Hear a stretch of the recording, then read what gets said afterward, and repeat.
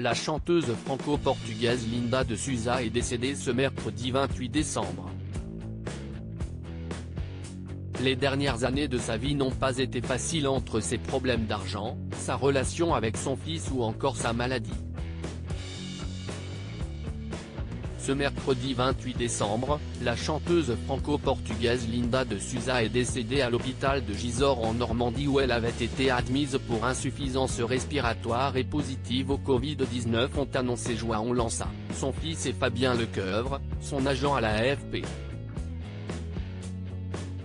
Son fils João Lança et moi-même, avons la douleur de vous apprendre le décès ce matin à 10h10 de Linda de Souza, a écrit Fabien Lecoeuvre.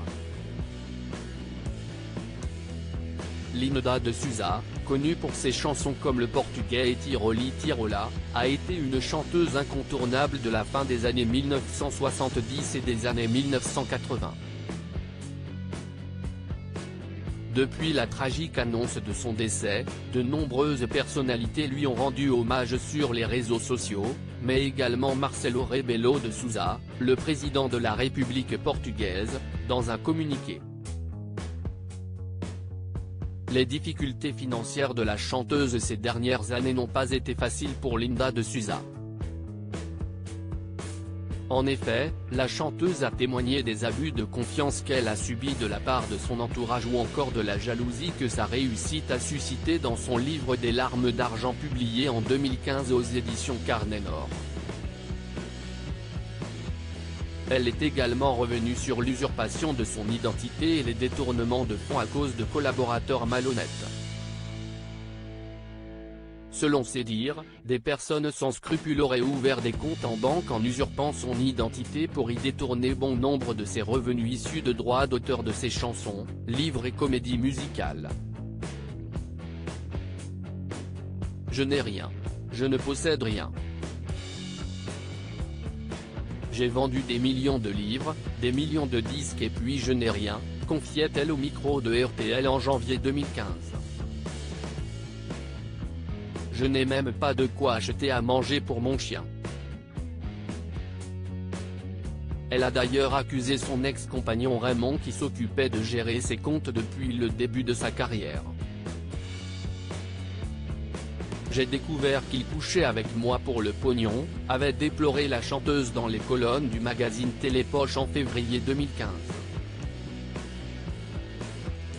Linda de Souza devait vivre chaque mois avec 400 € de retraite qui provenaient selon elle d'une erreur administrative comme elle l'a indiqué également sur RTL.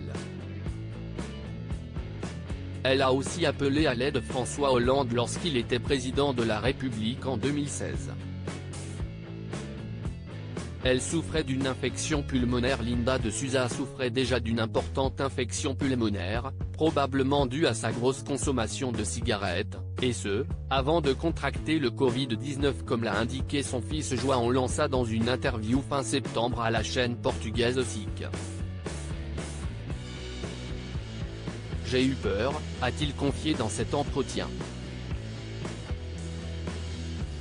Depuis le 23 août, elle était en maison de convalescence, ce qui a permis à ses proches d'être quotidiennement tenus au courant de son état de santé, mais aussi de pouvoir la contacter.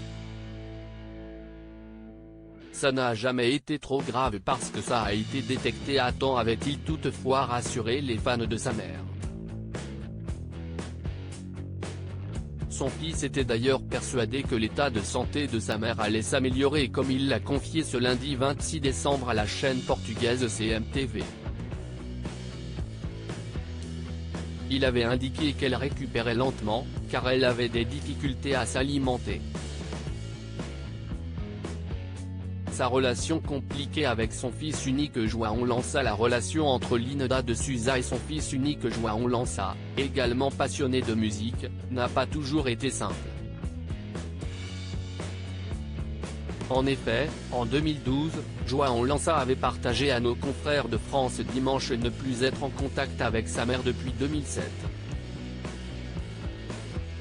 Depuis longtemps, nous avons du mal à communiquer. Avec le temps, surtout depuis que je suis devenu père, c'est un manque qui s'installe, une blessure et une douleur. Au fond de moi, je lui dis maman, je t'aime. Tu me manques, avait-il confié.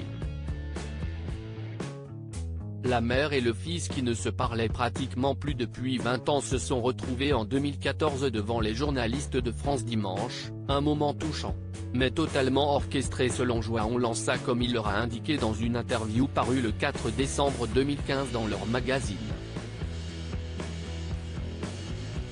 J'étais très content de la revoir, ma démarche était sincère.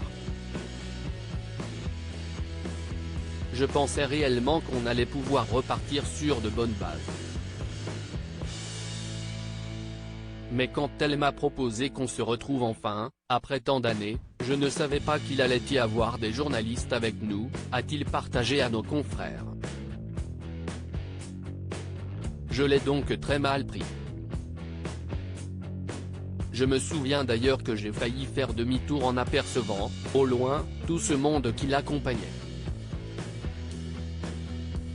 J'ai quand même fait un effort, par respect pour elle, et je le regrette aujourd'hui, car tout était faux. Ces larmes n'étaient pas sincères. Finalement, leur relation s'est améliorée lorsque la santé de Linda de Souza est devenue préoccupante ces derniers mois.